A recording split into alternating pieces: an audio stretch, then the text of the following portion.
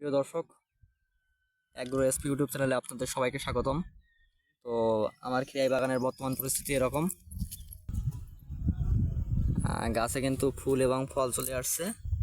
এই যে দেখতে পাচ্ছেন, খিরার জালি পড়ছে।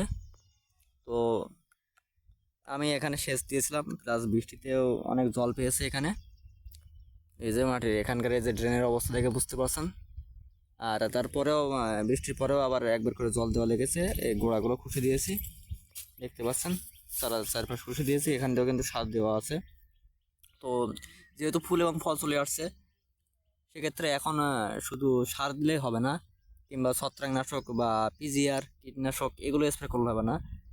এগুলো তো স্প্রে করতেই হবে, প্লাস এর পাশাপাশি গাছের এখন অনুখাদ্য প্রয়োজন, যেটা না পাবে সার থেকে, না পাবে ভিটামিন থেকে বা ছত্রাকনাশক থেকে। তো সেই অনুখাদ্য হিসেবে কী ব্যবহার করব আমি এখন সেটা দেখাচ্ছি আপনাদের। প্রথমত এই যে সলুবর বোরন, বাজারে এটা মূলত বোরন সার।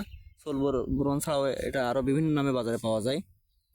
এই যে এটা গাছের ফুল এবং ফল ধারণ ক্ষমতা বৃদ্ধি করবে। এই যে অনেকের ফুল ঝরে যায়, ফল আসে না, ফলের জালি আসলেও সে জালি ঝরে যায়, জালি সেটা পায় না।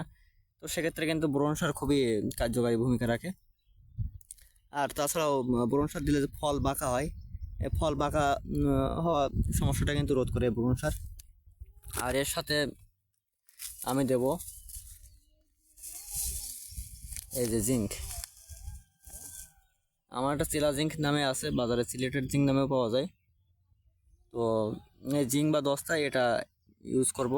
তো এই দুইটা কিন্তু একসাথে ইউজ করবো গাছের অনুখাদ্য হিসাবে।